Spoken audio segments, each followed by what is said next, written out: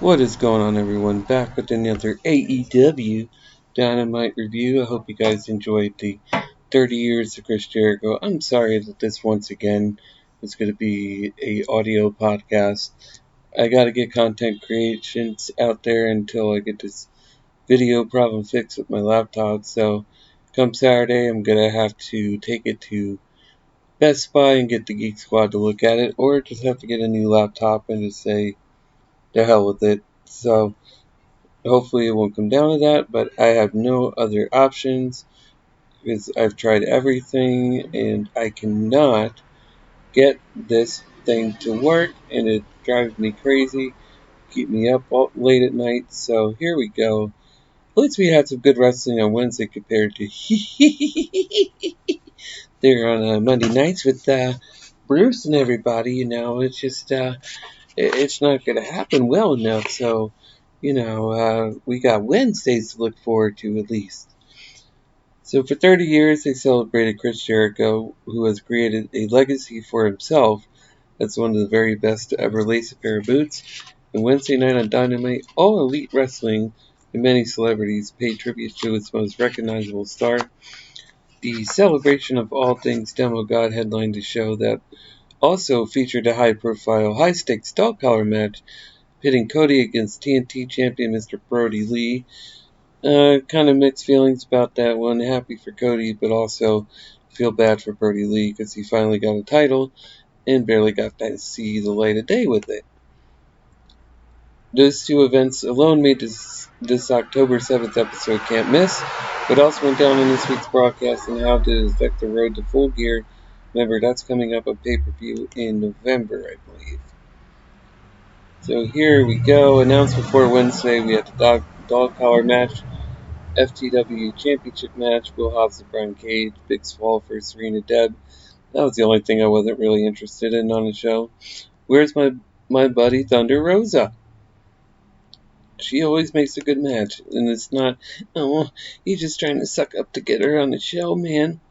No, I enjoy what she does, and I am thankful to have her a part of AEW and wish they would use her more. She deserves that.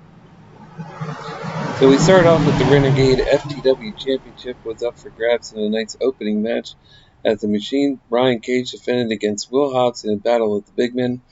The competitors wasted little time throwing haymakers and seeking that early upper hand. Hobbs flattened Cage with the crossbody for two and slugged away at him in the corner.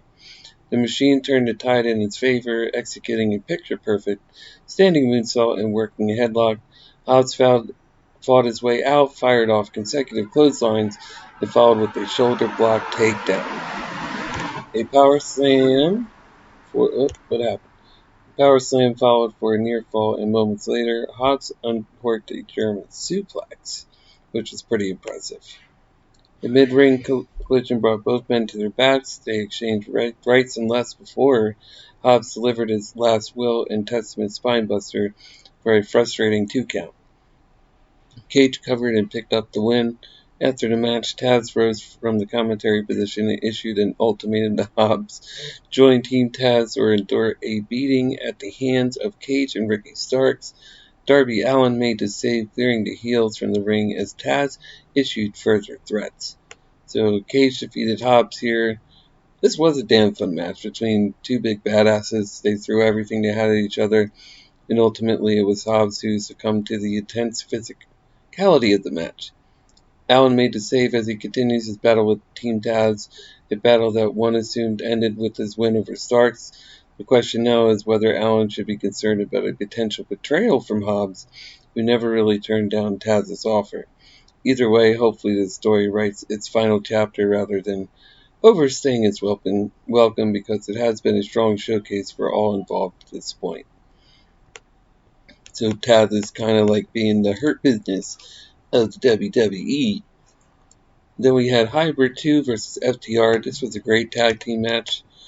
The Hybrid 2's Jack Evans and Angelico became the latest team to benefit from FTR's 20-minute brush with greatness, challenging AEW Tag Team Champions Cash Wheeler and Dax Harwood for the titles while the Young Bucks watched backstage on the monitor. Heading into the break, Harwood and Wheeler seized control of the bout, targeting Evans' knee and working him over in the corner of the ring. Evans delivered a Uranagi, but Harwood brought him back to the mat. Evans eventually created enough separation to tag Angelico into the match. The submission specialist took the fight to his opponents, applying stereo submissions to them. The action broke down as the commentary team suggested the tag champions had underestimated their challengers. Evans missed a twisted leg drop in an ugly spot and then followed up with a springboard moonsault, but Wheeler broke up the pin. He sent Angelico into the guardrail, while Evans scored a near fall on Harwood. Dax followed up with a nasty lariat and a tiger driver for two.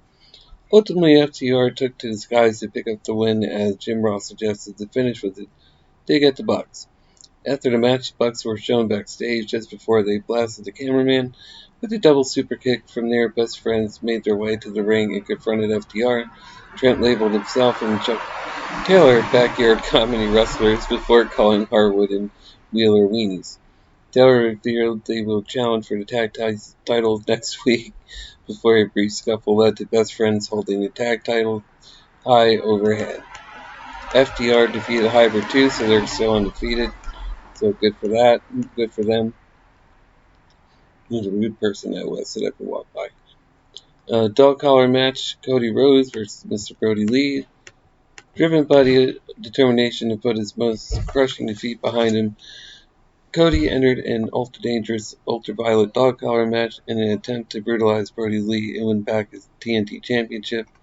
Lee, on the other hand, sought to make it 2-0 against the Crown Prince of AEW and continue the Dark Order's reign of dominance in recent weeks. John Silver and Anna Jay joined Lee at ringside, while Brandy Rhodes accompanied her husband. A quick shot to the face of Silver by Cody with the steel chain connecting him into his opponent's left, the punching bag being the Elite bloodied. Silver again took a shot outside the ring, but this time Lee capitalized, using the change to clothesline Cody in the ring. Busted open himself, Cody found himself at the mercy of the Relentless Lee, using the change to dish out a low blow followed by a Russian leg sweep. The challenger momentarily turned the tide in his favor. On the arena floor, Lee used the change to ragdoll Cody and then set up the timekeeper table. Evil intentions clearly in mind. Before he could use it, Cody dropped him heading into the break. The American Nightmare delivered a package pile driver off the ring apron and through the table, busting Lee open. Cody wiped Lee with the chain and then pounded away at the face of the champion. In response, Lee attempted to hang his opponent over the top rope. Cody fought through it, but walked right into a sidewalk slam of two. Lee threw a chair at Artie Anderson, who destroyed it, and interfering Alex Reynolds with a spinebuster, only to suffer a chair shot to the misdirection. Cody delivered a moonsault for two. He followed with a crossroads, but he fired up. Lee kicked out at one, shaking his head in defiance of his opponent. Ultimately, the defiance would fuel him only so far, as Cody delivered a vicious crossroad for the pinfall victory. The Dark Order stood in disbelief, assisting their leader, while Anderson, Brandy, and Dustin Rhodes joined the victory in the ring. An emotional Cody vowed to stick with the fans and then issued a challenge for a TNT Championship match on next week's show. Orange Cassidy. Mighty quick, going right back into doing that. Big Swole versus Serena Deeb. Again, quick, not really interested. The number 2 contender to the AEW Women's Championship, Big Swole battled veteran competitor Serena Deeb in singles action. The competitive start gave way to a neckbreaker between the ropes for Deeb, who gained the upper hand heading into the commercial timeout. She expertly picked Swole apart and applied an octopus submission, looking to force a tap out. Back from the break, Deeb and Swole smacked heads, allowing the latter to regroup and find her footing again. A big headbutt to the heart put Deeb down for the count of two. Swole fought out of a pile driver attempt. He delivered a big uppercut. She followed with a rolling elbow for the pinfall victory. Winner, Big Swole. What do you fucking do? Then we have Chris Jericho and Jake Hager versus Dr. Luther and Serpentico in the main event. The main event of this very special celebration is Chris Jericho's 30 years of professional wrestling. Solo champion teamed with Jake Hager to battle Serpentico and a man demigod spent years teaming with and opposing in Japan, Dr. Luther. Jericho delivered a line swap to Luther during the commercial break. Serpentico downed Hager, but ate a standing vertical suplex a la David Boy Smith. As action spilled to the floor, Luther delivered a somersault senton that wiped the inner circle out at ringside. Back inside, Luther delivered a knee from the top rope for two. He stumbled a bit before coming off the top rope and driving Jericho's head into the mat. Luther held on to Jericho, allowing Serpentico to come off the top with a Meteora. Luther used Floyd with the baseball bat to stun Jericho, but La Champion answered with the Judas effects for the win. After the match, chants of Jericho rained down from the stands. He thanked the fans before MJF insincerely interrupted the proceedings.